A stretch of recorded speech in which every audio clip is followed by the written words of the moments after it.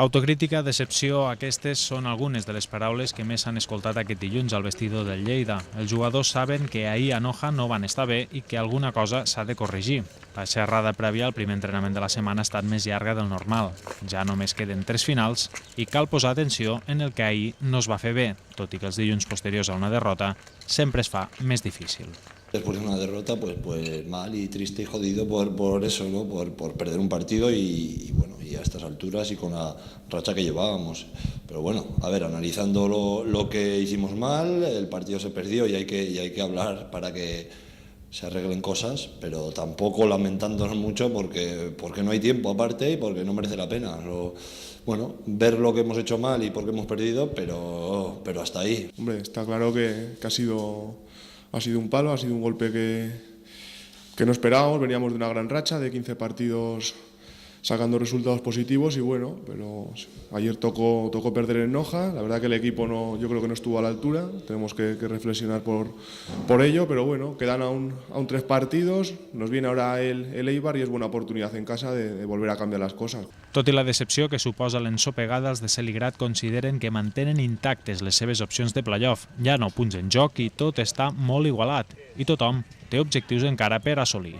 Está claro que nada está perdido, sí que es verdad que ahora ya no dependemos de nosotros mismos, pero bueno, a ver ahora el Baracaldo cómo reacciona, si pueden ellos aguantar la presión de estar ahí defendiendo el cuarto puesto, porque esta semana tiene que ir a Tudela, luego le quedan 2 partidos contra equipos que pueden jugarse el descenso y bueno, veremos cómo reacciona, pero bueno, más que pensar en el Baracaldo tenemos que pensar en nosotros, corregir lo que ayer erramos, los errores que cometimos y bueno, centrarnos solamente en el Eibar y sacar los 3 puntos que son vitales. Olvidarnos de lo de ayer y seguir con el buen trabajo que está haciendo el equipo y considerar que lo de ayer puede ser un traspiés, pero que bueno, que estamos a tiempo para seguir trabajando y tratar de meternos ahí. Contra l'Eibar, el Lleida Esportiu torna a engegar una iniciativa per intentar omplir el camp d'esports. En concret, ofereix un pack de 3 entrades al preu de 20 euros i un altre de 4 per 25. Aquest últim inclou, a més, una entrada de regal per a l'últim partit contra l'Osasuna B.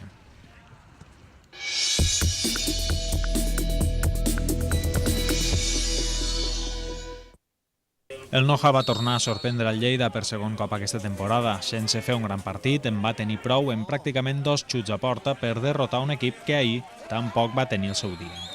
Els càntabres s'haurien pogut avançar ja a la primera mitja hora de joc gràcies a un clar penal de Pau Torres que els locals no van saber aprofitar.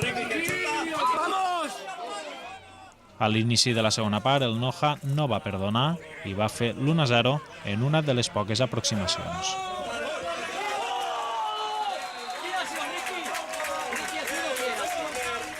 El Lleida es va posar aleshores dins del partit i va buscar l'empat amb certa insistència. Al final, però, el marcador no es va moure i l'equip va encaixar la primera derrota de la segona volta i per primer cop en 17 partits es va quedar sense marcar.